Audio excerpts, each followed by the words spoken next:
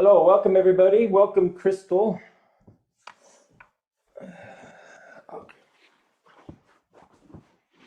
Do you want the laptop closer to you? No, I can see. Yeah. Okay. Well, it's the Okay. way it reaches. We need an extension cord otherwise.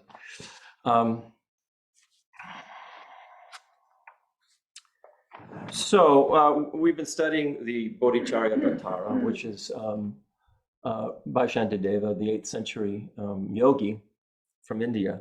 And it is one of the essential texts of the Mahayana, or the great vehicle path in Buddhism. In the first 3 chapters, we talked about, Shantideva talks about the benefits of bodhicitta, what bodhicitta is, and how we want to kind of make that grow in us and become enthusiastic about that. So bodhicitta is the wish and the intention and the decision to become enlightened for the benefit of all sentient beings. And it comes out of a sense of compassion that we develop for other beings when we realize that there's only so much we can do if we haven't developed our mind to its full potential, which is what happens with Buddhahood. Vicky and AJ are just walking in. Oh, are they? Okay, great. Vicky has papers. Well, We'll just. Okay, yeah, okay. I don't know what she decided. Where was I? We do our best to convey the information. Yeah, I mean About Tibetan. Okay, anyway, go ahead. So it's the full develop. We need to develop our mind to its full potential in order to actually be able to help sentient beings with what the problem is, which is we have a completely wrong view of ourself and all phenomena due to this beginningless kind of ego self-grasping, which makes us behave in terrible, terrible ways and causes all the negative karma and all the problems that we experience in the world and throughout the universe. So it's a recognition of that there's only so much we can do now in the level that we're at with our minds to really truly help sentient beings. And so bodhicitta is this decision that one makes to walk the path, walk the way of the bodhisattva all the way to Buddhahood, so that we can truly be of benefit. And it sounds preposterous, but on the other hand, all it's talking about is the development of our mind to its full potential. And we all have a mind, we all have consciousness. When the Buddha became enlightened, it wasn't as if he was born enlightened. He was a sentient being like we were. And many lifetimes, he developed, he, she, various incarnations, animal, person, hell being, hungry ghost, all of these things developed to the point where finally the mind reached its full fruition, this blossoming of knowledge to its greatest capacity, which is omniscience, really, understanding what's going on and how to be of benefit. So that's what Shantideva was doing in the first 3 chapters. And those first 3 chapters are sort of a way of describing getting our enthusiasm for bodhicitta to arise. So may the precious Bodhi mind not yet born arise. That's what those first 3 chapters were about, getting us enthused about making bodhicitta arise in us. So now we're coming to chapter 4, which is carefulness, and then chapter 5, which is vigilant, introspection, or mindfulness. And what's happened here is that Shantideva, just like we would be doing, and we're talking here about an 8th century yogi, right? He's questioning in his own mind, can I really do this? Do I really have what it takes to walk this path, to develop my mind to its full potential? Is it just out of my league, or can I do it? And I'm sure we're all thinking the same thing, like, okay, this sounds like a really, really big thing that's going to take a long time, and we need a really long view in order to be able to do that. So let's see yeah, because at the beginning, at the end of the third chapter, what Shantideva does is it's right in there in the chapter. He takes the Bodhisattva vow, and for any of us who have taken the Bodhisattva vow, it's a commitment. It's a commitment to actually walk that path of the Bodhisattva all the way to Buddhahood. So now Shantideva is sort of he's stepping back a little and saying, can I do this? Let me see if I can find where he's.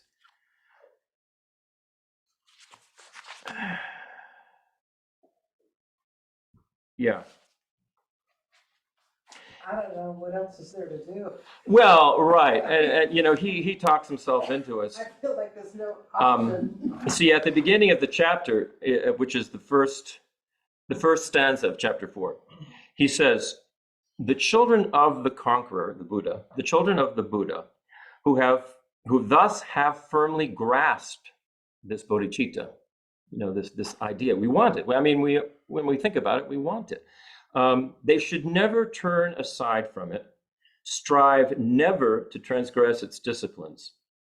Whatever was begun without due heed, and all that was not properly conceived, although a promise and a pledge were given, it's right to consider, shall I act or not? Shall I actually do this or not?" So the enthusiasm of the first chapter is over, and Shantideva is now kind of looking at the commitments that have to be made, that he's committed to, and can he do this?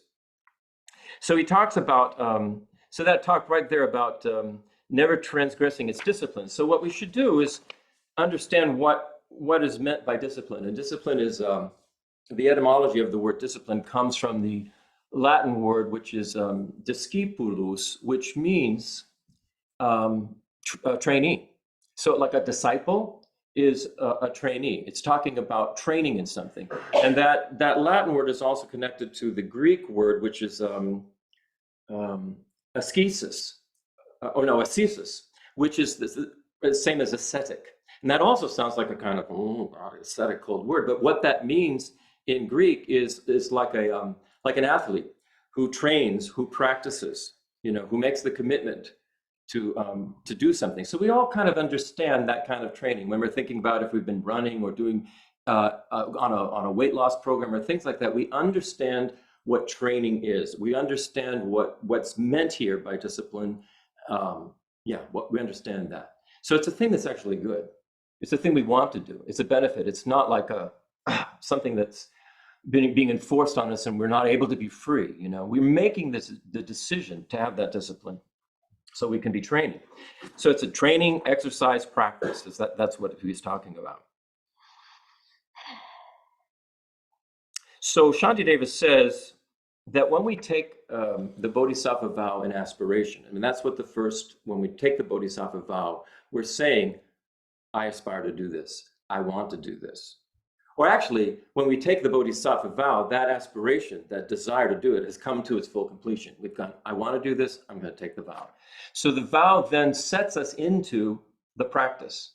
And the practice, as we practice, that's what engaged bodhicitta is practicing. It's actually doing the training, doing the exercises, doing the practices. So he says, when we do that, once we've done that, once we've taken that Bodhisattva vow, what we have done is we've become sort of the hope for all sentient beings. We are walking on that path that the Buddha walked on to be of benefit to all sentient beings. So in other words, we've switched from being the subject of taking refuge. I take refuge in the Buddha's Dharma Sangha. Once you get on this Bodhisattva path, you actually are becoming an object of refuge for all sentient beings. And this is sort of a new way for us to be thinking, that what we're doing is for the benefit of all sentient beings. So this practice, this exercises, this discipline that we're engaging in is for all other beings.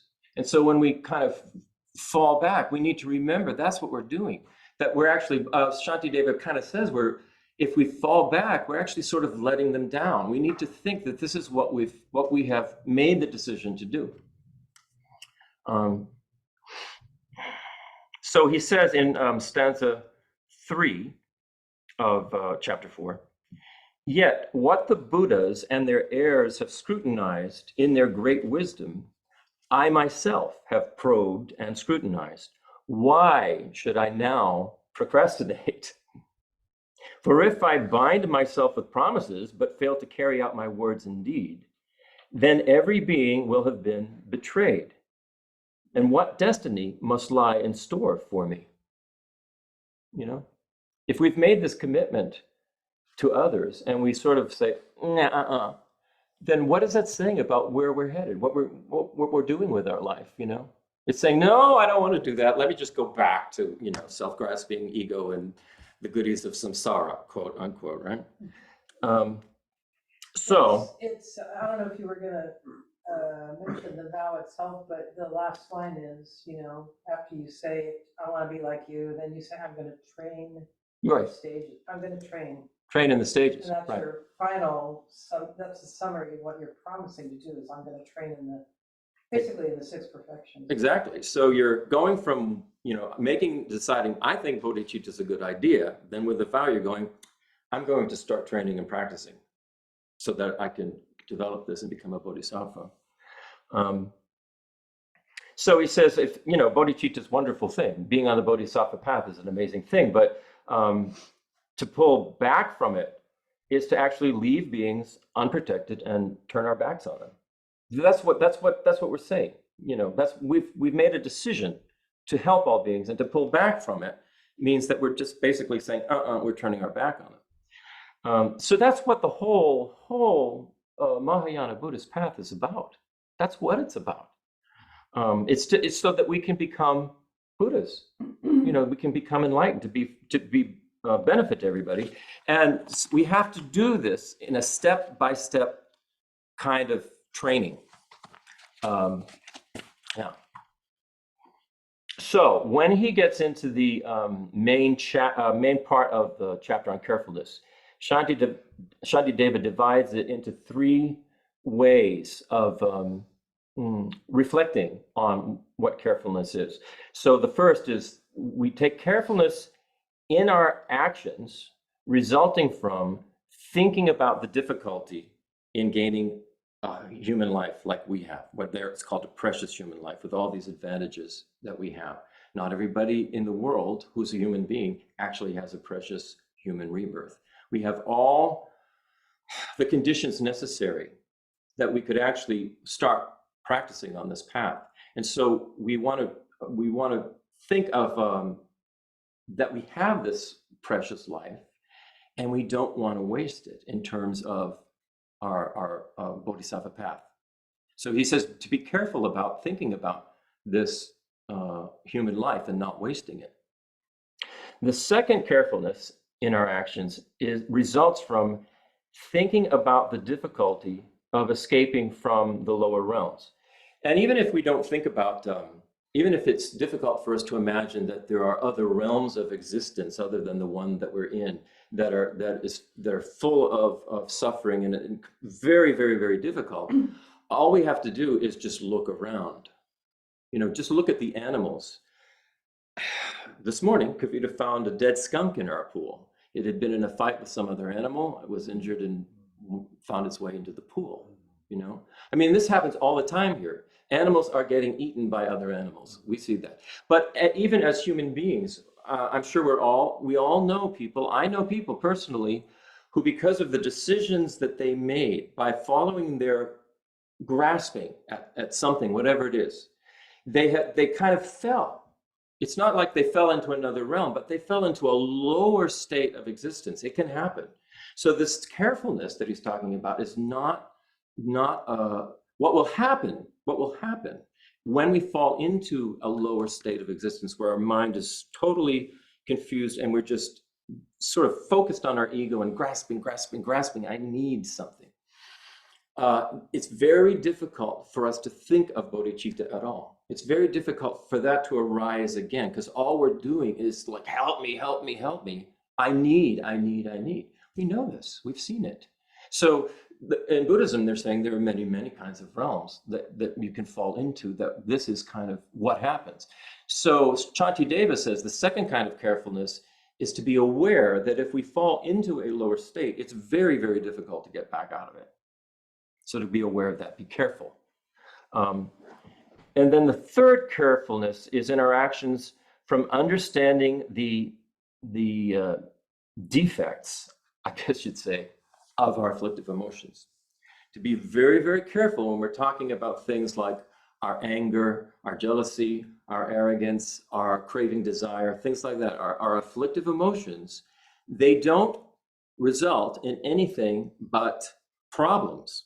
So to be very, very careful with the afflictive emotions. So he's addressing these three things in this chapter. He's addressing the precious human rebirth and to take advantage of that. Then he goes through a whole series of things which you can read at the beginning about, wow, what would it mean if I fell into the lower realms? What suffering would I go through? He goes through all of this. It's very personal. He's going through it in his own mind, and he's thinking about what that would be like if he sort of got off the wagon of bodhicitta and fell into some kind of lower state of existence.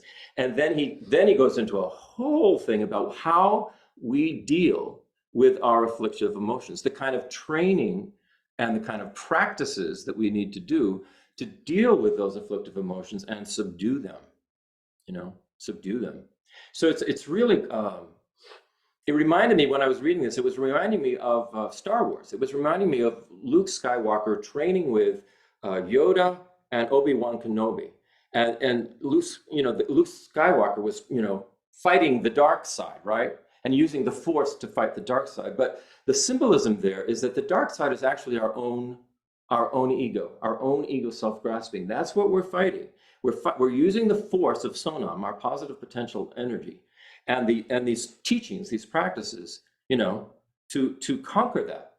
So that's what we're doing. And if we think about it in those terms, like we are a sort of a spiritual warrior fighting our own self-grasping ego so that we can then actually be of benefit to everybody, So for me, that was a really helpful way to think about it.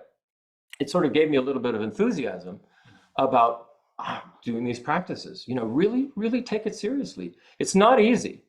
When we start talking about our anger and our attachment, it's not easy. We're going to keep falling down. We're going to keep engaging in those things because they're so habitual. I mean, the Buddha says it's from beginningless time, these negative afflictive emotions. So we basically go, okay, this is my bad habit, I'm doing it again, but you don't get discouraged. You just, what is that thing he holds? In Star Wars, Lightsaber. The lightsaber. You pick your lightsaber back up. You pick your sonam back up, and you go, all right, next time I'm gonna keep working on this. The point is to not get discouraged, because now we are actually on a path of training. It's like when you're, on a diet and you say, I'm gonna only eat so many calories a day, but then you see that, pastry, that almond pastry from Costco, and you go, oh, I have to have some of that. And so you have it, and you go, okay, I did that, but let me pick myself back up. I'll do it again. I'll start again, and next time I'll only have a quarter of one. So you just figure out ways to reduce it. Reduce those afflictive emotions. It's part of our training. Think of it as training. Think of it as practice, and it will make it so much more. You will have so much more enthusiasm for it, because we'll see that there's an outcome we really want here. Not to go too far with the Star Wars metaphor, but remember how Luke took off prematurely? He was going to go turn Darth Vader over to the good side or something. Yeah. And he left too soon, and it ended up it being, generating a lot of problems for himself. Is that like the metaphor? If we have a wrong idea of our capacity, where we're at, and we think we can take on, something really, really huge, well, of course we'll fall. But the point of that is, like I was saying, even when we fall, I think I remember there was some point where Luke actually fell, I mean, He did. yeah, he was saying, you can't be my father. It's like saying, I can't have this ego self-grasping. This is not, I can't, I don't accept it, I'm just gonna, not deal with this. So, but he picked himself back up. He got himself a new little arm or whatever it was that he lost, and he just kept going. And that's the point of all of this. That's the. Chris, would that be ego and self-compassion then? I'm thinking, let's Yeah, we say have you to fall back, you recognize yourself as, that's Right. not me, that's ego. Absolutely. Which always wants you to be away from that Yes. self-grasping way. Yes. It's just my visualization. And then you got to have a self-compassion to say, you got to have a self-compassion. I think the balance of ego and self-compassion would help us fight that. Yeah. Every time we fall back, that's how I'm thinking. Do you think?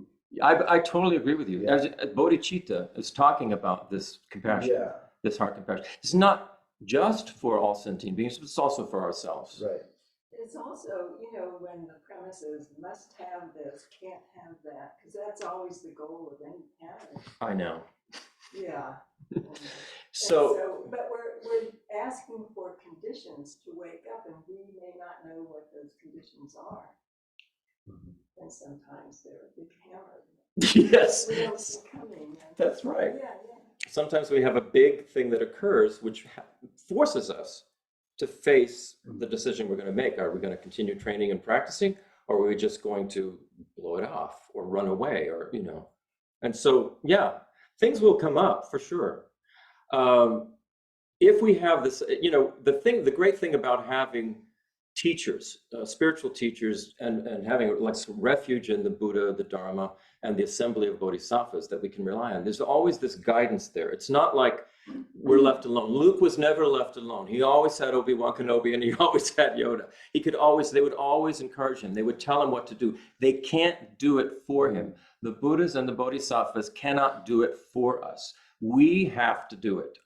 We have to do it for ourselves. But we do have support. We do have encouragement. We do have the teachings that teach us about wisdom, the nature of the mind, how to deal with that. Shantideva goes into all of this in a preliminary way in these two chapters. That scene where Obi-Wan lets Darth Vader, Cut his arm, right? Yeah, no, where Obi-Wan. Oh, Obi-Wan. Oh, yeah, Obi-Wan. He said, it's sort of like he would be even more of an influence, Right. a bigger influence. And I was thinking about that, talking about this, when Geshe Rakpa passed away, who Christopher and I had a very close, student disciple, really have, in a way, I don't know, it's complicated. Still have. Anyway, it felt like, in a way, it felt like, oh, this guy who I put all my reliance on is now gone, and the only option I have now is to actualize everything he taught. And it's kind of a scary feeling. It's like they're gone. Obi-Wan was gone, and Luke had no choice but to train. Well, all right, let's continue with the Star Wars analogy, because it's not a bad one, because we're all familiar with it. So even though Obi-Wan knew, all right, he saw that they were going to get in Millennium Falcon and get away. So, all right, I'll let Darth Vader kill me now. So Obi-Wan is a bodhisattva. That's what he is. He's a teacher and he's a bodhisattva. So after this happened, Obi-Wan kept appearing to Luke. He kept coming and talking with him when he needed, when Luke needed help. He was there. This shows up in the movie, in the series of movies. Obi-Wan doesn't go away. When our guru dies or passes away, this is from our own experience. It's not as if that being goes away. That being is still with you when you're meditating, or you're taking refuge, or even if you just want to talk to them in your mind. They sort of appear there, and you can sense their presence, and they're with you, and they're helping you, and they're giving you encouragement and guidance in some ways. For instance, one of the guidances that came from I would say Geshe Nima, who is still alive, he says, you all need to now study this book, this way of the Bodhisattva. This is where you want to go now. And having looked at this, I totally agree with him. But I wouldn't have known that without the guidance from somebody who was further along, saying, you need to do this now. Basically what a teacher will do is they'll look at you, they'll size you up, they'll get to know you a little bit, and they'll get to understand where you're at based on the way you behave, the way you speak, the way you act. And by doing that, they can tell the way you're thinking. And so when you are ready for a particular kind of thing, then they will present it to you. A lot of times the teachers they say, I'm just planting seeds. I'm just planting seeds here. Don't worry about it. Don't worry about understanding it. Just get it sort of in your consciousness. And later on, these seeds will come to fruition with the right conditions. By the way, I've been very actively thinking about our stewardship of the seeds that have been planted because, spent all this time and money and trouble to plant some different types of grasses. And, I'm really aware. It's like you have to, if I don't water them, they're just going to die. It will have all been for nothing. And I've been thinking about that in the metaphor that the monks always say, I'm planting seeds. Mm-hmm, I'm thinking, and what's worse, if you've ever tried to start grass from seed, what's the worst thing is to water it sprout, and then you blow it off. So you put some energy into it, and then you let it die anyway, which is a frightening thought. Right, and this is what the first part of this chapter is about. Shantideva is looking at the fear involved if you just let it slide. You've made this commitment, and then you're going, I'm not sure, maybe I just want to slide and go back to my old way because it's so familiar and I'm so familiar with it. And he's sort of trying to instill a little fear about what happens, the problems that will occur if we let that happen. The seed will, die.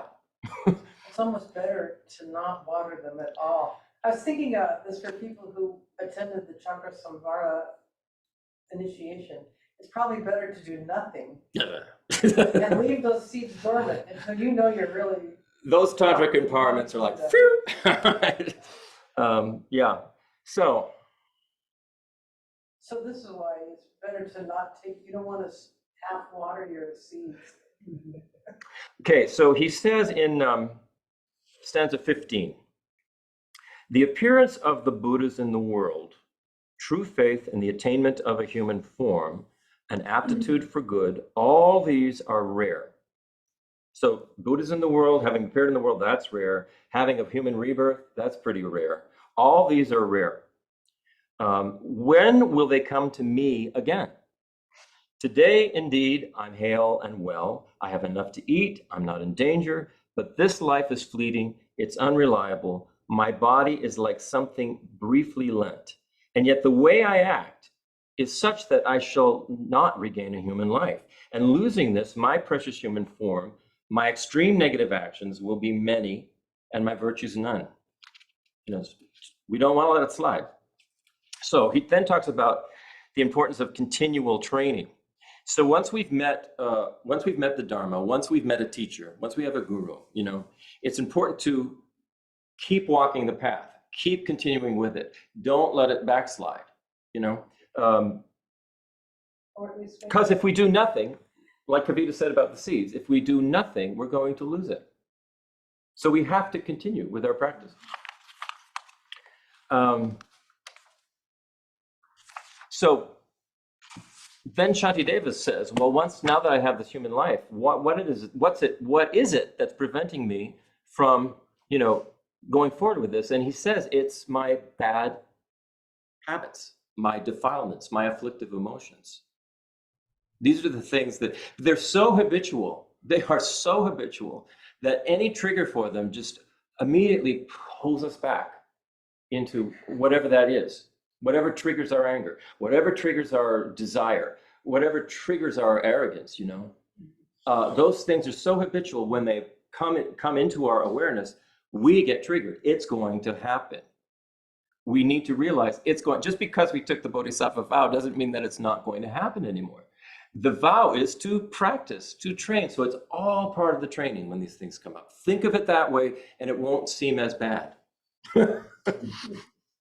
You know, it won't seem as bad. Even if you engage, even if you comes out of your mouth some really terrible thing that you say to somebody, apologize. You know, when you can sort of get your composure, apologize. And you know, basically you could say, it's just my own ego was doing that. You know, it really wasn't about you. But pick yourself back up, take encouragement, be enthusiastic, and just keep trying.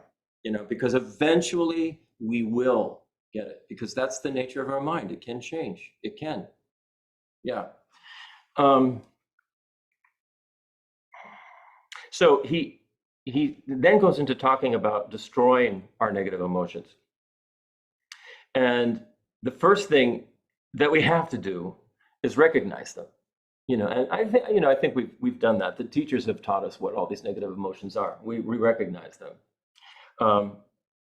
And we have to face them honestly. And we shouldn't deceive ourselves about who we are. We're not Buddhas yet. You know, we're not. We haven't reached the culmination of being a Bodhisattva. We haven't. We're a Bodhisattva in training. Be honest about that. So and recognize that these things are going to come up, and be okay with it as long as you think of it as part of your training. He says in stanza 26, "For it's as if by chance that I have gained this state so hard to find, wherein to help myself. If now, while having such discernment, I'm once again consigned to some kind of hell, I am as if benumbed by sorcery, as if reduced to total mindlessness. I do not know what dulls my wits, or what it is that has me in its grip." So we have these negative emotions that constantly come up, that cause chaos in our lives. So what do? How do we get rid of them? Shantideva says, I think it's continuing on with the same stanza. Why are they there in our mind? The answer is because we let them live there. We let them be there in our mind. We welcome them. He says, anger, lust, these enemies of mine are limbless. They're devoid of faculties. They don't have any sense consciousness or anything like that. They have no bravery. They have no cleverness. In other words, these afflictive emotions, they don't have a mind. They don't have anything like that. How then have they reduced me to such slavery? They dwell within my mind and at their pleasure injure me. All this I suffer meekly, unresenting, thus my abject patience all displaced. We're displacing our patience with these afflictive emotions. We're putting our patience in the wrong place. You know, yeah. I mean, I know of people who have sort of reveled in the fact that they can get angry. They think that's a really good quality. You know, we can do that. We can do that. We can go so far with it, but we think that that's a good quality. You know, I'm gonna give that person what they deserve. You know, like that. He says, I don't know anybody like that. "Oh, I did. I just won't go into it." Okay. Geshe Drakpa used to say, when you get upset and angry or just stirred up, make yourself a cup of tea and sit down and say, "Okay, emotions, I have a cup of tea. What do you have?" Yeah. Okay, anger. I got a cup of tea. What do you have? Nothing. Right. He says, if all the gods and demigods besides together came against me as my foes, they would be powerless to throw me down into the fires of hell. There's nothing they could do. They couldn't do that. All they can do is kill your body. They cannot destroy our mind. Our minds cannot be destroyed. Our minds are beginningless. Our minds are endless. So these afflictive emotions cannot actually destroy our minds if we do not allow them to. So we have to understand what kind of training do we have to engage in order to get rid of these afflictive emotions that, you know, they are nothing, actually they're nothing, since he's saying that, you know, they don't have any sense consciousness. They don't have eyes, ears, nose, tongue, taste. They don't have the cognitive mental ability that we do. These afflictive emotions don't have any of that. What they actually are is just an idea. It's an idea that we've allowed to sort of grow in our mind. It's a very persistent idea, yes, but it's just still an idea. And being an idea, since what we are is a mind, we can change that idea. So part of the training is changing what we're seeing our afflictive emotions as. We're seeing them as something that we have to basically battle against for ourselves. They're no longer our friends. They never were our friends. But we now have to see that they're not our friends and that we have a job to do and practices to engage in. Oh, he says in stanza 32, "Oh, my enemy, afflictive passion, endless and beginningless companion. No other enemy, indeed, is able to endure so long. If all other foes that I appease and wait upon will eventually show me favors, give me every aid. But should I serve my dark, defiled emotions, they will only harm me, draw me down to grief."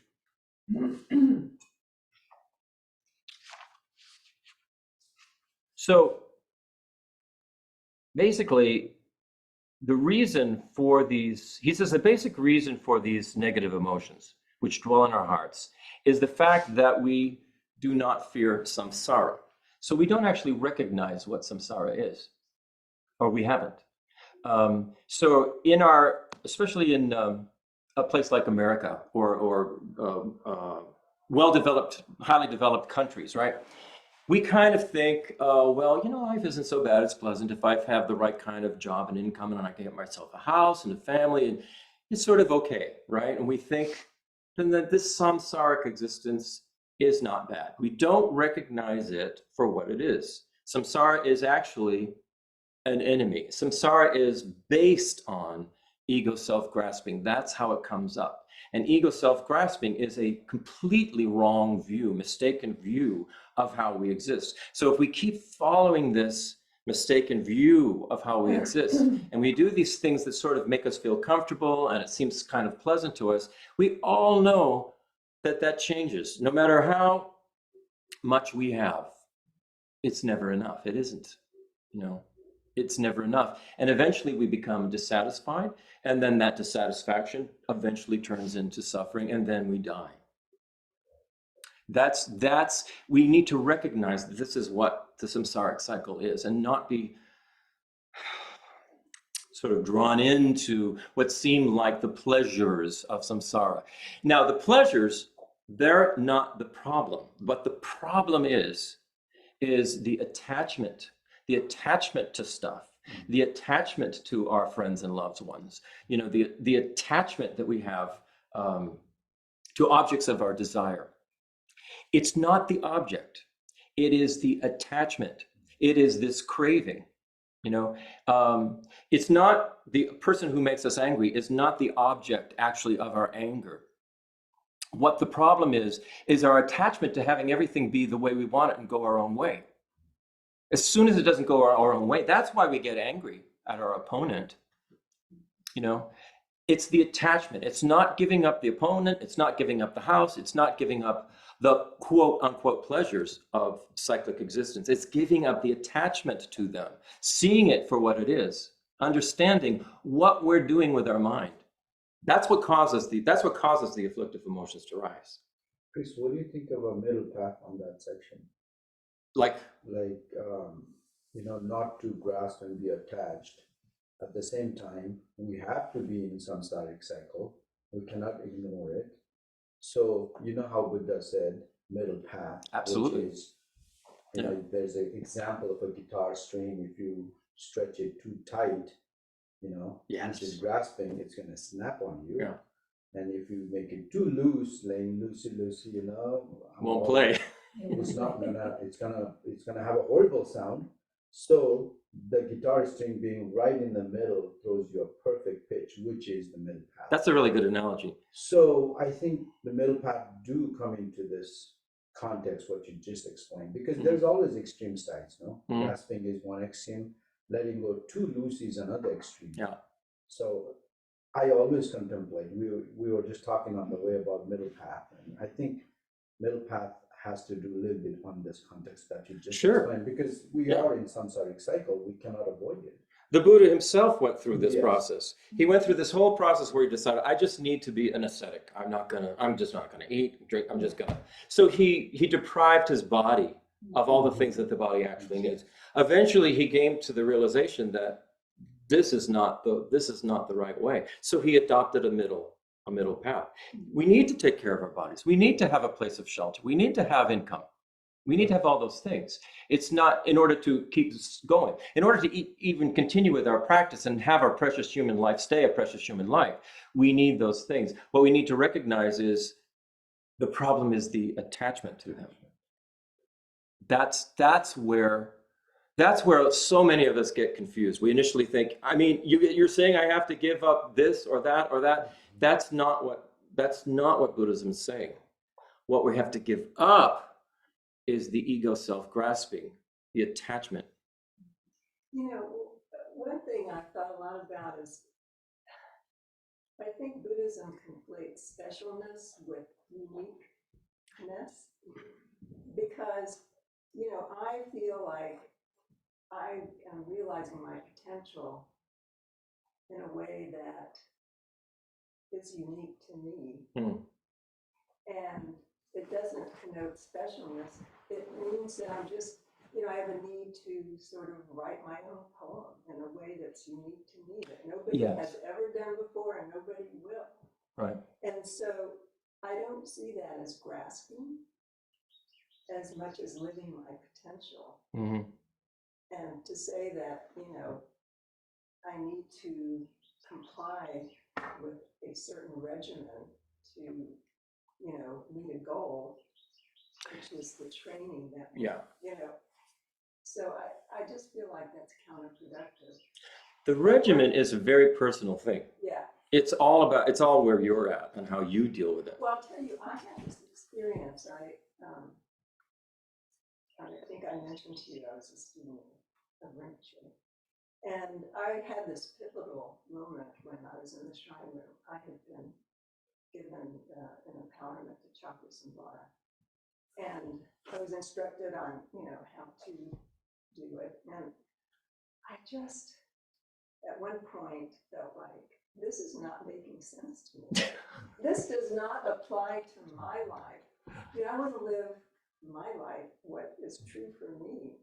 And, you know, I think that's a danger on this path, blind obedience just because it's the next step. I totally get what you're saying, and you're right. Right. Blind obedience is not what we're supposed to be doing. We're supposed to be in our own little noodle, figuring out what it means for us.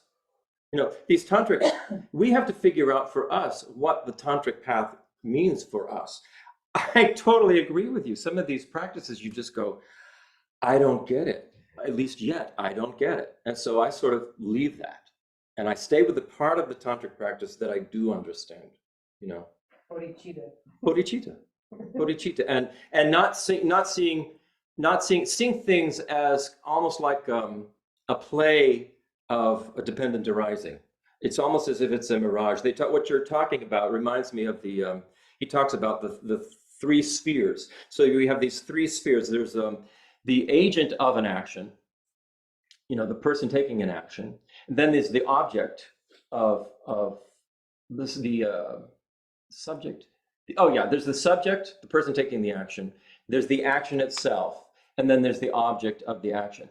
And in all of those things are dependent arisings. They don't actually exist solidly from their own side. And this is I think this is probably the secret of the power of a tantric practice. And until we can get our minds around this, it just doesn't make much sense.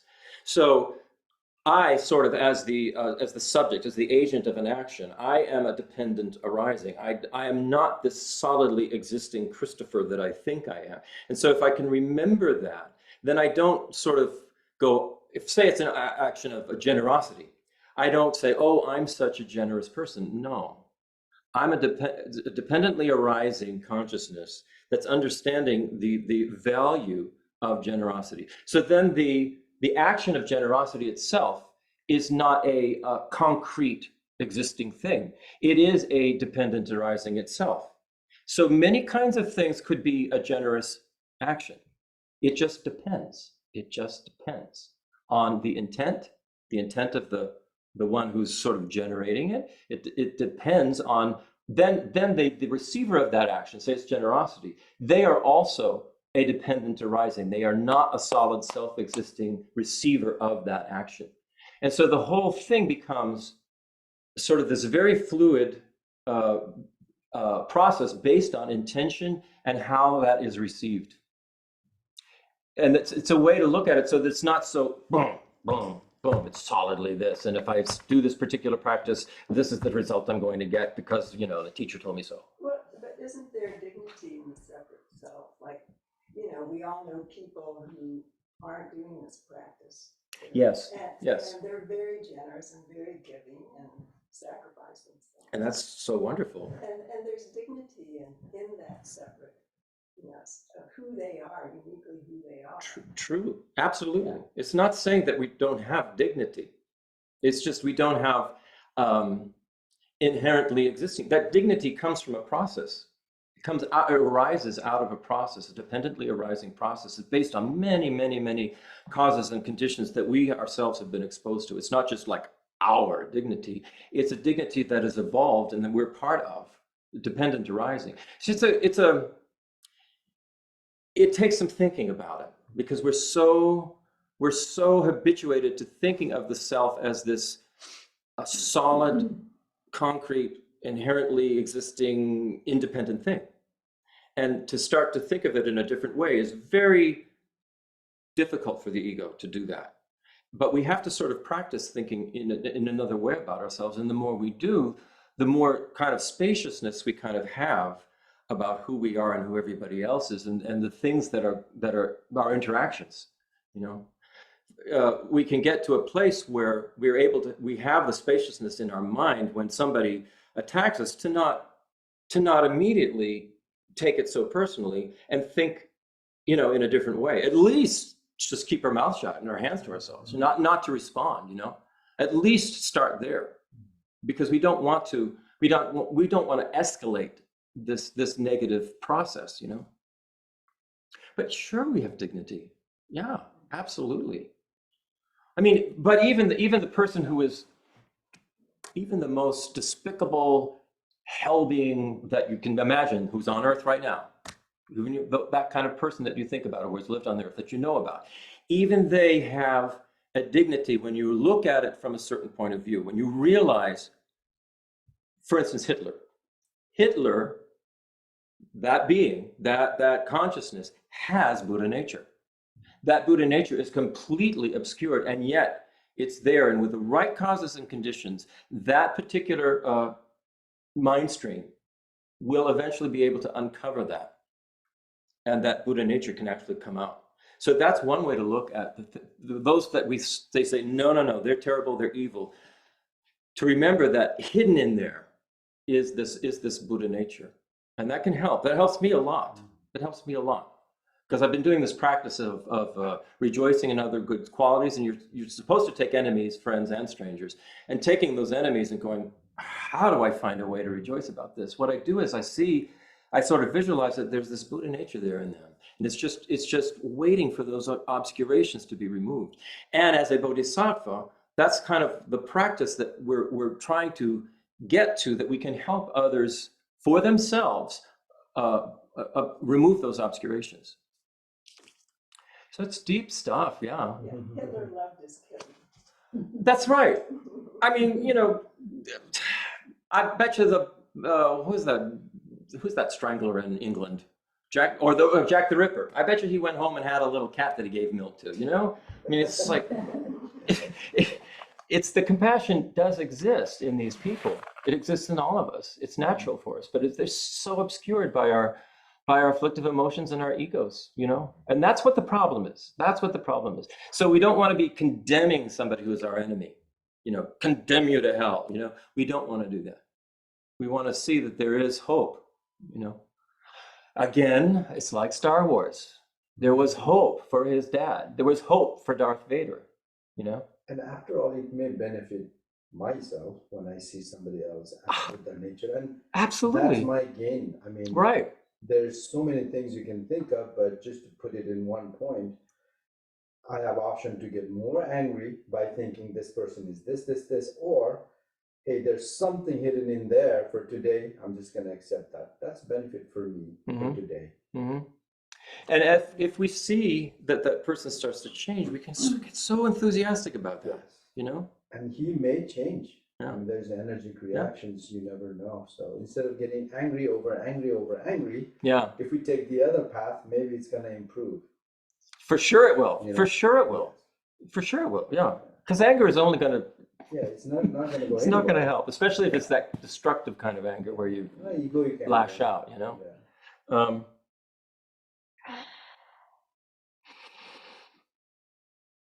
Okay, so our afflictive emotions are not like ordinary enemies, they're just thoughts. And we have to strive to know their nature, the nature of those thoughts. And so we have to use wisdom. This is where wisdom comes in. So it's not a question of suppressing our negative emotions, because if we suppress them, if we suppress anything, it's eventually, it's like you're trying to hold it down, hold it down, hold it down, hold it. It's eventually going to come back up. It's not about suppressing. It's about seeing the actual nature of what they are. You know, that they're just ideas. They're just thoughts. They don't have the power over us that we are giving them. You know, and so when we see them as just thoughts, then we can sort of have a slightly different, we can sort of step back. Say, for instance, say something comes up, some afflictive emotion comes up in your mind. And before you go right to the thing you normally do, you sort of step back and you just think, this is just a thought I'm having. Do I want to act on this, or don't I want to act on that? You can do that very, very quickly too. I'm even practicing this. And so sometimes you may say, I'm acting on it. But at least you know that you are the one acting on it. That afflictive emotion didn't cause you to do it. You stepped back and you said, this is just a thought I'm having. Do I want to go with this thought? Or do I just recognize it? They say the quicker that you do that, the quicker that you can, before it actually arises, before that afflictive emotion arises into manifestation, the better your chances are with this training, the better your chances are of just letting it dissipate, because you've looked at the nature of it. So that's just a practice. And we do, you know, we'll fall down, get back up, practice it again. Next time it comes, practice it again. Just keep practicing that idea that this afflictive emotion, whatever it is for you, is nothing more than an idea. It doesn't have this control over you. So practice that until it begins to slowly change. They say one of the most important things you can do, it's in that 7-limb practice, is this sort of burning the negative seeds of the karma before they actually ripen. So what you're doing is in this confession practice, or this changing directions. You're changing directions in the way you're thinking and acting about things. You're making a conscious decision. Being a bodhisattva is a decision that we're making. So you're making a conscious decision. I'm going to change my direction in regards to these karmic seeds, these karmic seeds that have been planted by my afflictive emotions, and I'm going to, you know, basically burn them. I'm going to say, I'm not going to do this again. So the more, and Wulstan Fletcher says it could take many practices of this confession process before you start to see the change occurring, because these afflictive emotions are so ingrained in us. They're so ancient. So he says, when you start to see, though, that there is this shift changing, you're starting to change direction. They don't have the same power that they had over you before.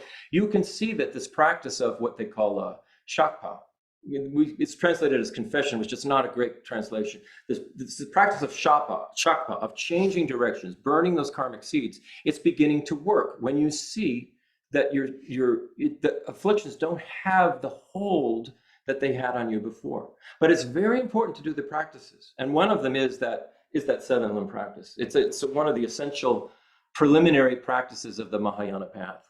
So that's why I encourage everybody to at least give it a shot and you know, get a feel for it. So we have to take the defilements out by the root. We have to, you know, if the seed has sprouted, we need to pull that sprout out. We need to get it out of the garden of our mind. you know. Okay. He talks a lot about Shantideva talks a lot about the disadvantages, you might say, of allowing our afflictive emotions to take hold. And you know, we can see Wulstan Fletcher says, you know, we can see how because of our uncontrolled emotions, the effect, how they've ruined relationships that we may have had. Somebody who has been a friend, a longtime friend, you know, the wrong word. Oh boy, there's something a little. Okay, that's just something coming up about something else. The Apple ID. Okay, how a wrong word to this friend, some cruel words to the friend, can completely end the friendship for the remainder of your life. I mean, this has happened. We know about this, or like a marriage, right? You know, once you know this. Somebody say so a person in the marriage just seems to be going well, it's comfortable, it's happy, but one person is sort of drawn because of their emotion of desire. They're drawn to somebody else. They're drawn into this relationship with somebody else, and the whole marriage is trashed. And then there's all these problems arise because of the kids. This whole thing is wrecked due to this idea, this afflictive emotion, this idea in our mind. So Shantideva is saying there are powerful consequences to not seeing afflictive emotions in the proper light. You know, we have to combine wisdom with just the wisdom has to be part of the practice of a bodhisattva. We have to understand the nature of these afflictive emotions and the nature of our own mind. That's, you know, I think another way of putting that is engaging the obligation to do this by supplicating the protectors, right? The Buddhas and Bodhisattvas, and to help us notice that our patterns run the show when they do, and that it degrades our awareness and our attention erodes. But we're praying for some intervention in a way. For their guidance, their help, their support, Yeah, right. That's what the seven limb practice is. That's a huge element of it. Huge. You know, this supplication, this asking for the help. Especially when you're doing the shakpa, the confession exercises, you're doing it, they're witnesses for you. They're in front of you. You're talking to them about what's going on, you know, the troubles that you're having with a particular afflictive emotion. And they are there to sort of guide you, help you, inspire you. You know, you can feel it. You can feel it. And so it's just it's a gradual process of changing our direction, you know. And that's the way we have to look at it, and not be so upset if it's not as gradual as we'd, you know, not as quick as we'd like it to be. But just to keep going, lift yourself back up, carry on, develop some more enthusiasm, keep up with the practices, you know, keep up with the practices and the training and the study, you know, and that will get us there. Okay. So then we're into chapter 5, Vigilant Introspection, and this is referring to a faculty of our mind, which enables us to look inside our mind and see what's going on. So we can actually be, say, in a state of anger, but there's a part of our mind that can kind of step back and look at that. Look at wow, I'm angry. Wow, look at what just came out of my mouth, right? There's a part, the mind has the ability to step back and observe. And even, you can just take this to extremes. The mind also has the ability to observe the part of the mind that was observing the negative emotion. You can just keep going back, but it's just some function of the mind. We're able to sort of break off and observe and observe and observe what's going on. We just sort of need to develop that. We need to bring that to our consciousness when we're in the middle of some afflictive emotion and we are starting to engage in it. To have a part of our mind observe. This is mindfulness. This is what Vigilant, the chapter on Vigilant Introspection is talking about mindfulness, being aware of what's going on in our mind, not just going on autopilot, but to practice awareness. And he talks about various ways of doing this, even with you practice awareness in your everyday actions of your body, very similar to the Theravadan there's this practice of a walking meditation where you lift up every foot and you think of where your foot is placing and where you're going. Well, we can do this in our daily life in everything we do. It's sort of like carrying your meditation of concentration, awareness, shamatha even, concentrating on something. You're concentrating on what you're doing and what's the state of your mind as you're doing it.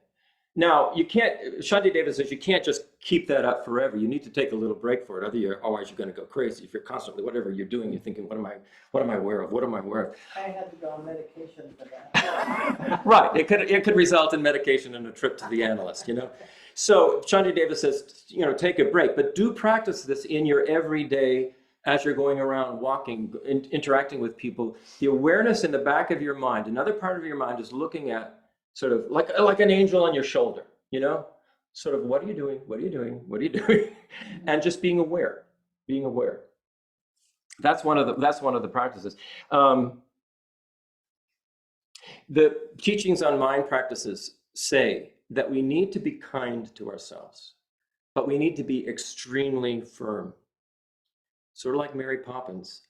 She was kind, but she was extremely firm.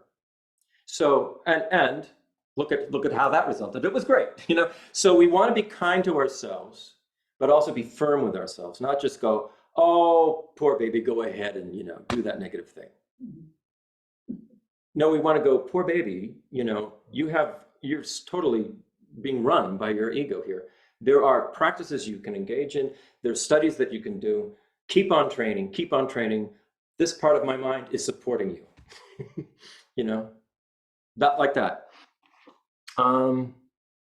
So we just carry on. There's a talk, Wulstan Fletcher talks about, there's a kind of a facade self that we put on for everybody. And then there's a self that's behind that facade. And this is a problem. He says, if we're careless about the way we think and the things we fantasize about and the daydreams we have and where we're surfing on the internet, we can develop kind of a private world and then put on a facade that, we're a different kind of person, right? And he said, that won't work. Because he says, if you look at the great spiritual teachers, there is no difference between the facade and the self. They are totally integrated. What you see is what you get with the really great teachers, Not every teacher's that way. Some teachers have this facade, and then you see it and you go, oh, they're not really who they were saying they were. So we are the ones who have to look at that and make that decision for ourselves. Not every Buddhist teacher that walks through the door is somebody that should be our guru, Some of them are very helpful, but still there are problems. Now, there's nothing wrong with having problems. There's nothing, but you want to be honest with yourself about it, and you want to be honest that what you're trying to do is sort of stop those afflictive emotions, stop those problems. Don't keep them hidden from yourself, and acknowledge that what you're working towards is more virtuous ways of being. And then you will at least be an honest kind of person. You don't go around saying, oh, I have no problems, I'm completely fine, when you're not. Because then it would be better to say, yeah, I've got issues, I've got problems, I have afflictive emotions, but I'm working on it. And that's far more honest. And that's what Shantideva is saying. We need to be that. We need to be honest with ourselves. We need to be honest with others too, not in a way that's going to hurt them, but just be honest in who we are,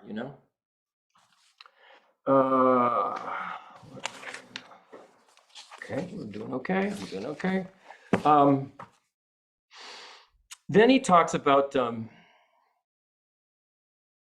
we need to understand what these paramitas are, because the whole way of the Bodhisattva, the Bodhicharyavatara, is another way of looking at it is it follows the path of these 6 paramitas.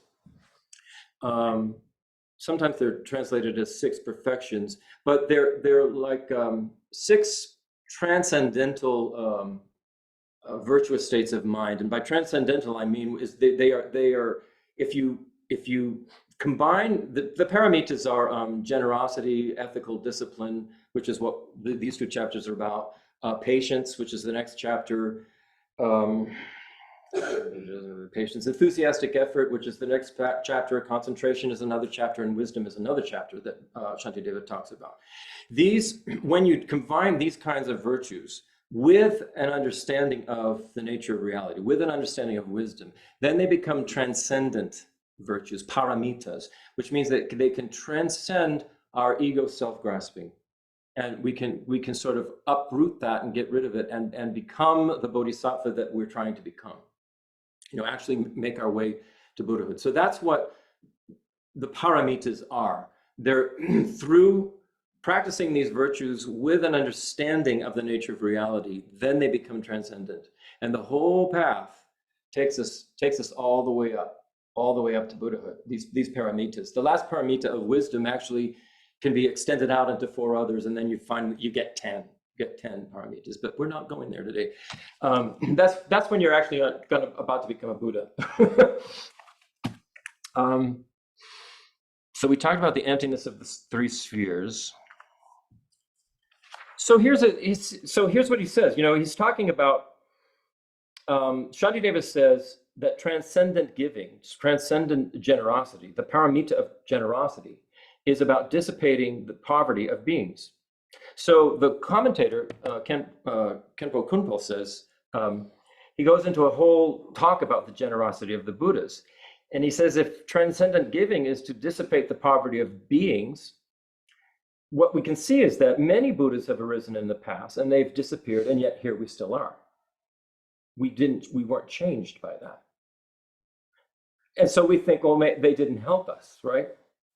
But the perfection of giving, the paramita of generosity, is not a question of the actual act itself, but it's the decision and the wish to do that based on one's understanding of the nature of reality and that particular virtue and how it works.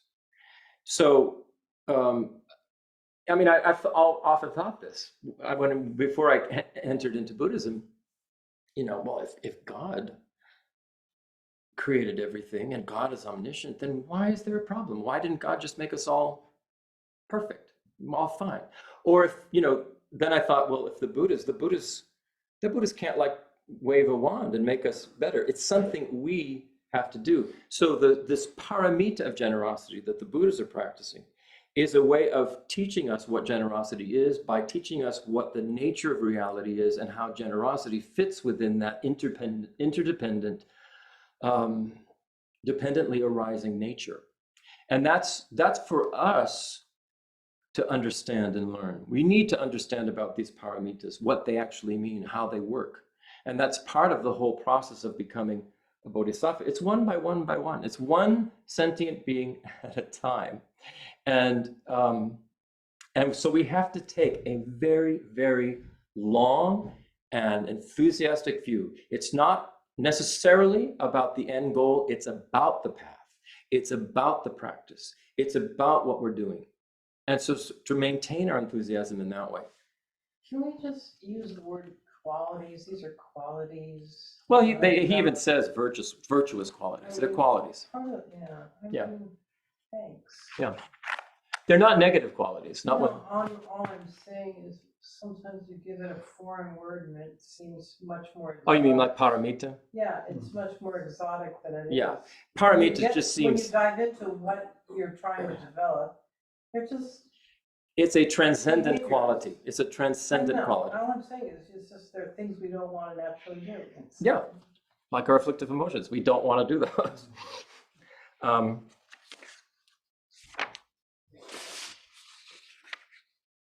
So he says, if you want to practice discipline of not harming others, it's obvious that we can't protect everybody in real terms. Are you going to go into the 6 qualities? I just covered them. Okay. We're not going to go into detail on it. Yeah, I just covered them. So we cultivate the wish to have this ethical discipline. because that ethical discipline in us is going to enable us to overcome our own ego self-grasping and therefore reach enlightenment and therefore be of benefit to others, to help them. So we don't have to worry about whether we're saving the world or, relieving all human poverty. The main thing is to cultivate the intention and the wish to do so through this path. So Shantideva then says in stanza 12 of this chapter on vigilant introspection, harmful beings are everywhere, like space itself. Impossible it is that all should be suppressed, but let this angry mind alone be overthrown, and it's as if all foes had been subdued. And then he says this famous thing that comes from Shantideva: to cover all the earth with sheets of leather, where could such amounts of skin be found? But with the leather soles of just my shoes, it is as though I cover all the earth. Right? So enemies are everywhere. It's impossible that we're going to, battle them all down. What is possible is that we can overcome our own anger, our own afflictive emotions. That's what we can do. That's like putting leather on our soles, the soles of our feet.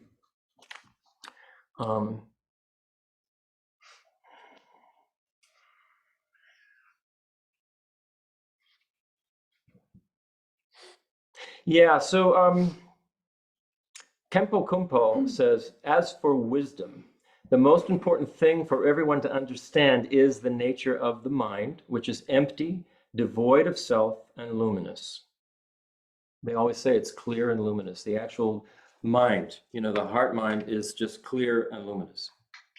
It's not filled with all of these concepts.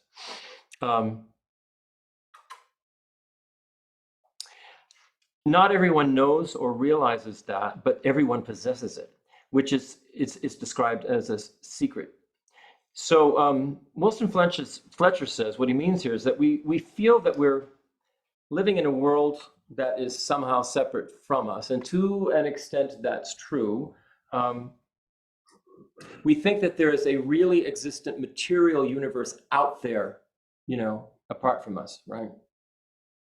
And so think of us all in this room, right? We feel that this room exists outside of us, apart from us. It's a separate thing. And here we're starting to talk about the nature of the mind, the nature of reality, okay? So, but each one of us, because of our position in the room or because of our background and the kind of things we're interested in, we see the room in a different way. In other words, the room appears to us slightly different than it appears to anybody else in the room. And Shantideva says that's because of our karma. Everything that has led us to be where we are at now is at play here. So we all have the karma to be human beings. We all have the incredible karma to have met the Dharma. So in that sense, we all are we have a joint karma here, right? Which is an incredible, wonderful thing. And the people on Zoom, same thing. We're all here together because of this karma that's coming together due to an amazing, beginningless set of causes and conditions that have brought this particular moment to be. That's the karma that we have. And so what's appearing to us has to do with that karma of being a human with a precious human rebirth and having found the Dharma. However, you take Tashi the cat, or you take a mosquito, perhaps it's flying through the room. They have a completely different karma. And so they are seeing, the room is appearing, for instance, the room is appearing to the mosquito in an entirely different way than it appears to us. The room is not appearing as the room that we think it is. We think when we walk away, the room will still be here. When we come back, the room will still be here. What the room is, I remember Geshe Drapa saying, it is a karmic appearance. It's a karmic appearance that's happening in the moment that we're there. So the mosquito coming through the room, basically the karma of that mosquito, where they're at now, has nothing to do with what we're seeing. The mosquito is looking for blood. So everything is it blood or isn't blood? The mosquito's going for the things that are blood. Or the housefly, is it food or isn't food? The housefly is that's what. So they are seeing what's appearing to them, to their senses. They have different sense consciousnesses than we do. They have consciousness though, and the consciousness is the same as our consciousness, clear and luminous in its basic form. They are aware, but they are seeing they're having an entirely different experience of what we're saying is this room. So in that way, the room itself, there is no inherent independent self-existing room. It all is depending on these huge causes and conditions and karmic appearances for whoever the particular being is that finds themselves with the appearance of what we're calling the room, you know? And that's just a kind of if you think about that, and if you think about that more and more, you'll go, wow, nothing actually exists the way it's appearing to me. And so therefore, it's not even, it exists in different ways depending on who the being is and what the karma of that being is. And so in that sense, there is nothing out there that's existing independently. It's not.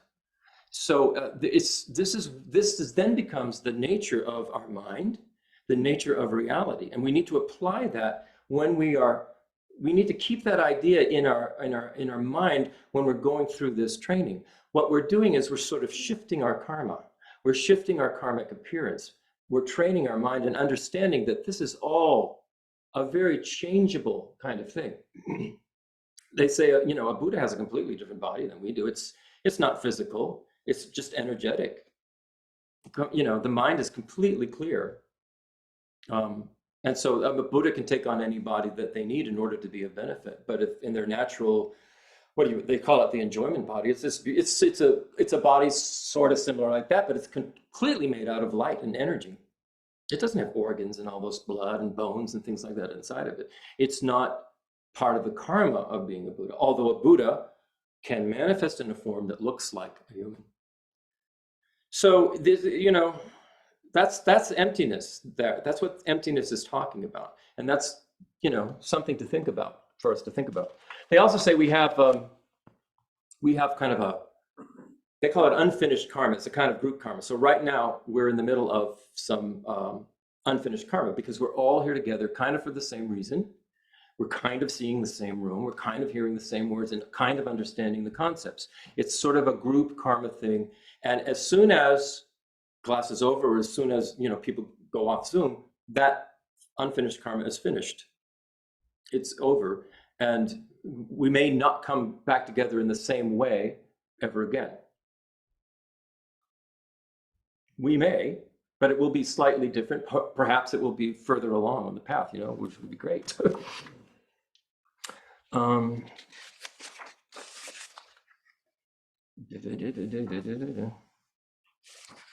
So, Kempo Kumpel says our behavior, our experience is completely conditioned by the kind of mental contents that we have. What's going on in our mind? And what we experience is completely based on what's going on in our mind. The body we have is completely based on what was going on in our mind before we were conceived. It's all has to do with the mind.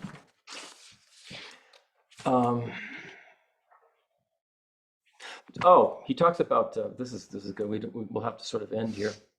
But if we want to understand mindfulness, so if we want to understand, he's talking about mindfulness here. If we want to understand the nature of samsara, which is this ego self-grasping, and from that arise these defilements, and how that all works. He says all you have to do is try for a couple of moments to meditate, right?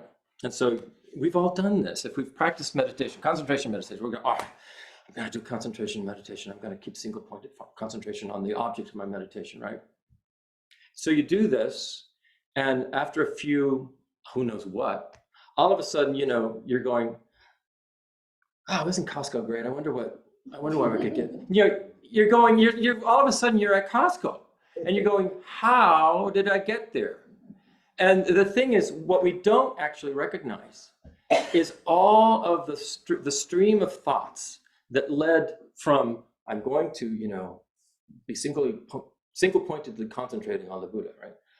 To Costco. We didn't realize any of those things. All we realized is that I started out wanting to concentrate on the Buddha, and I ended up thinking about Costco. What went on in between? So what it's saying is there are parts of our consciousness that are kind of, we're not aware of them. We're talking about mindfulness here. We're not aware of the various flow of thoughts that get us to a particular state. And mindfulness is about keeping track of those thoughts. So these mindfulness practices, as we were talking about, going through our actions in every day, we're trying to keep track of our thoughts as we're going through our actions. It is a meditation practice in itself. And it will only help us when we go to do concentration meditation, such as shamatha, that we have practiced this, that we have practiced actually being aware of the thoughts going on in our mind. They say there are techniques, you sort of have this watchfulness and you're trying to keep hold of it, and you have a little detective who's making sure that there's nothing going on, but we lose it.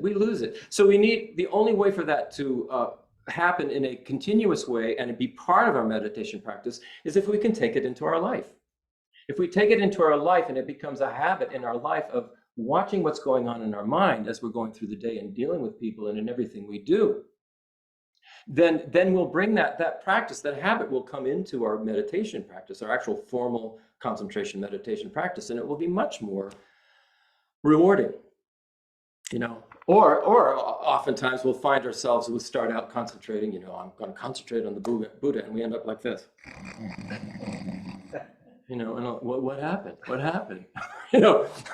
So the point here is to sort of keep that concentration practice all throughout the day.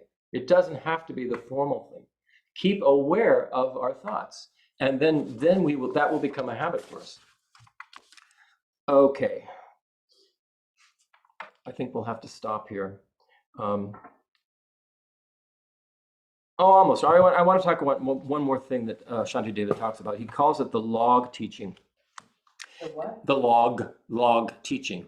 So he says when an afflictive emotion arises in your mind, anger, attachment, jealousy, all of those, he said, don't act on it. Be like a log. Just stop. Just like go into shutdown. Turn everything off, shut down the system, and just stop. Don't allow it to take over. So the trigger for us is when an afflictive emotion arises, think log, think stop. Just don't immediately act on that trigger the way we normally do. This is an actual training practice, and it's an easy one to kind of remember. Be like a log, do nothing, stop. Don't let the words come out of your mouth. Don't do the actions with your body that you're about to do. Just stop. And then when you have a little spaciousness in your mind because you stopped, then kind of go back to thinking about, oh, right, okay, I need to be aware of dependent arising. Things are empty of existing inherently. These afflictive emotions they're nothing but an idea, and I have the power to sort of say, I don't want that idea. Bye-bye, be gone. But the habits are so strong that they will arise, and he's saying, be like a log. Just stop right then and there. Shut it all down. And then give yourself the space just to think about it. And that's very helpful. So that was, I wanted to make sure we got that in. I will, I did a transcript of Wulstan's whole talk on these two chapters, and it's too long to go through it in an hour and a half. But I will post it, and so you can. I'm going to post all of these transcripts because they're so good, and they're kind of study guides. They're study guides. They're guides for they're guides for reading this. They're actually guides for reading this guide. So, but it's a study guide that's geared towards Westerners. You can also watch this video. Yeah, you can watch this video. What I found with the video is they were great, but if I was watching them at night, I would follow like that. So by actually transcribing them and writing them down, I can look at them. I can look at them again. I can go to different spots and really study one spot. So to have something written down, I didn't realize how important it is to have something in writing. You know, we have everything on the cloud now, and they're all videos and all things like that. But to have something that you can go back and refer to and stop and think for yourself in your own mind. When you're watching a video, you don't have the ability to really do that. It just keeps going, and you're listening and listening, and you can think, wow, this is great. You know, a teacher gives a teaching. You go back to, you go back home and you go, I don't even remember what he said. You know, I don't remember any of this because it doesn't stick. Post on Facebook? Is that where you post? No, you don't post on Facebook, do you? Where do you? We have a Facebook page, but I hardly ever do anything with it. Our website It's on the has website. I don't know where you're posting these things. But Well, they're going right to the YouTube. There's a resources thing, and then a link jumps you to our YouTube channel. I don't. But every week also, I will put the videos, even the past videos, in the email. So I'll do that. I didn't. Well, I did last week, but I'll try and do it maybe twice a week with each Probably email. on our website, we ought to just make I did create a playlist for the videos, but also just a very easy to find link for the. Yeah, But I'll check and see, because I believe there is a link there. But for me, I've just been putting it in the emails. Hey, So before we dedicate, I don't want to put you on the spot, but do you have any update for us, Vicki, about what your plan is? Oh, yes. Plan, you want to share what your plan is? Sure. do you want to sit here so everybody can see you? Are you gonna teach or just a plan? No, she's just going to tell us. Whatever You can sit here so that people online can see you too and hear you better. Whatever Vicki wants to share, this is your moment for sharing. All right. Thank you. Thank you. I didn't want to put you on the spot, but I figured you might have some update for us. Yeah, so I was thinking about how am I going to teach this Tibetan language, because I've never done that, even though I myself I'm a Tibetan, and I went to Tibetan school all my life until I graduated from high school. And then I went to college in India, and then I came here in the United States, went to college, got married to Ajay, and I have 2 boys. And I do know my language, but I've never taught it before. So I was thinking, what's the best way of doing it? Initially, I was thinking I'm going to teach here in the center. So get a whiteboard and I'll teach how to write the Tibetan letters. Because Geshe-la has told me that since we have a lot of Dharma friends, it is a good idea for you to teach them how to read in Tibetan. So they have access to Tibetan text and you can actually read it. So that's why I decided. That's ambitious. Right. So that's why I decided to teach what I know, even though it's been years that I've gone back to my Tibetan text and actually try to read it, but I've learned everything. I know my language. I know how to read in Tibetan.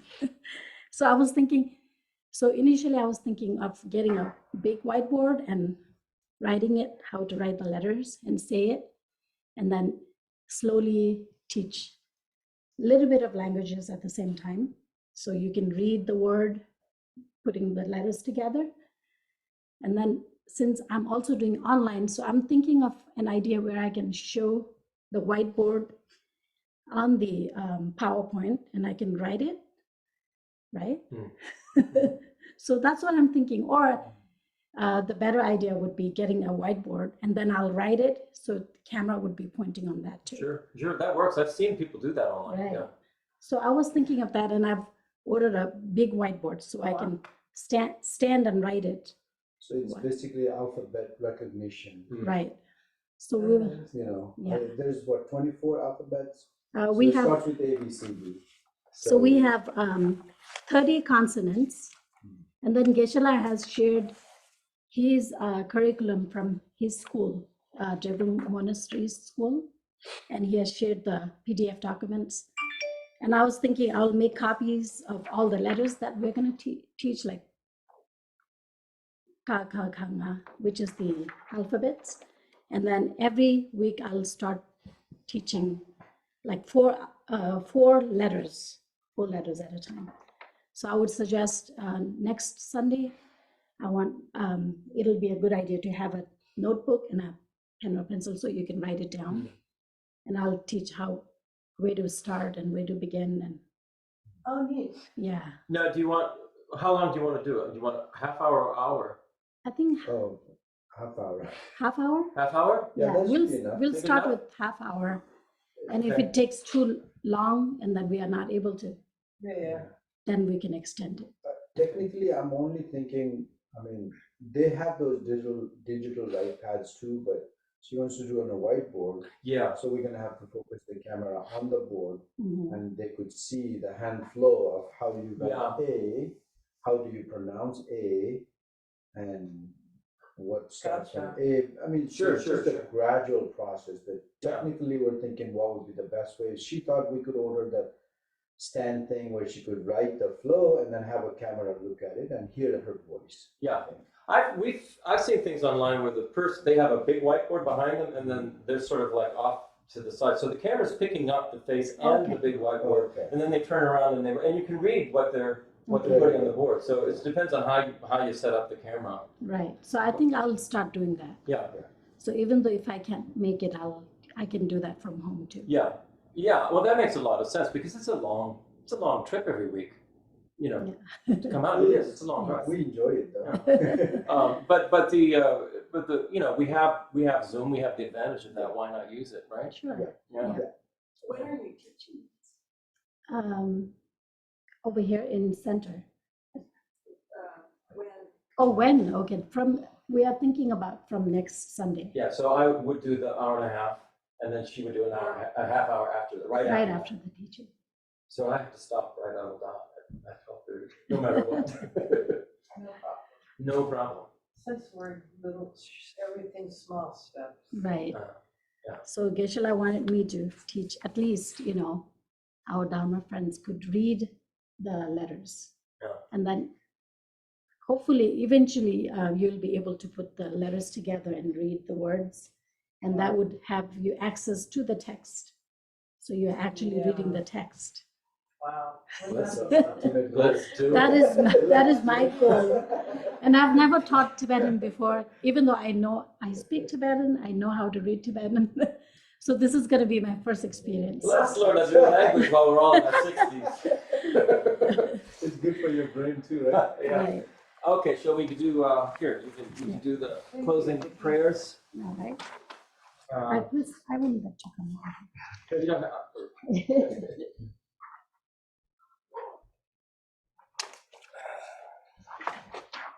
on.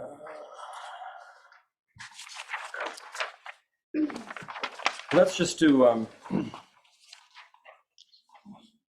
let's do these two, the Jangchup Semtrok and the Tongye Tawa. Let's do those in English because we've been talking about those two, we've been talking about bodhicitta and emptiness.